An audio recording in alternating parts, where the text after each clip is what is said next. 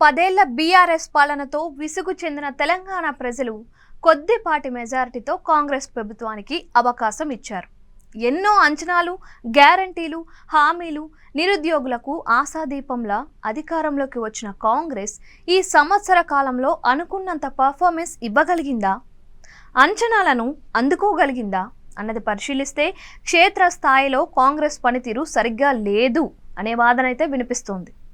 ప్రధానంగా పథకాల అమలు సరిగ్గా లేకపోవడం, నిరుద్యోగుల అంచనాలను అందుకోలేకపోవడం, రైతుల ఆందోళనలు, పేదల నుంచి విమర్శలు, గ్రామాల్లో ప్రజల ధర్నాలు, పౌష్టికాహార లోపాలతో విద్యార్థుల అస్వస్థతలు, పరిశ్రమలకు వ్యతిరేక స్వరాలు ఇవన్నీ కాంగ్రెస్ ప్రభుత్వానికి పెను సవాళ్లుగా మారుతున్నాయి.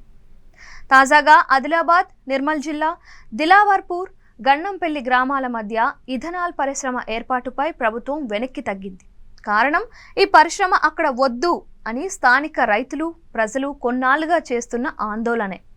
దీనికి ముందు లగచర్లలోనూ ఇలాంటి పరిస్థితే ఎదురైంది. అక్కడ ఫార్మాసిటీ ఏర్పాటు చేద్దామనుకున్న ప్రభుత్వం భూముల సర్వే కోసం అధికారులను పంపగా స్థానిక రైతులు బలంగా అడ్డుకోవడంతో పెను దుమారం రేగింది. అయితే అది ఫార్మాసిటీ కాదని, ఇండస్ట్రియల్ హబ్ అని ప్రభుత్వం చెబుతోంది.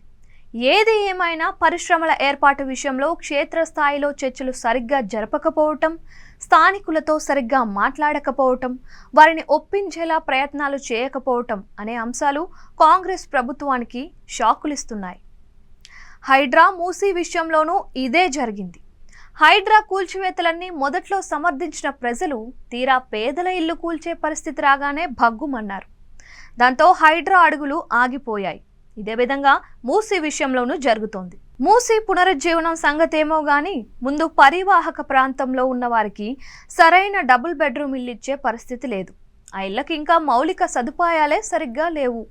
ఇలా కూల్చివేతలు కూడా అల్లకల్లోలంగానే మారాయి.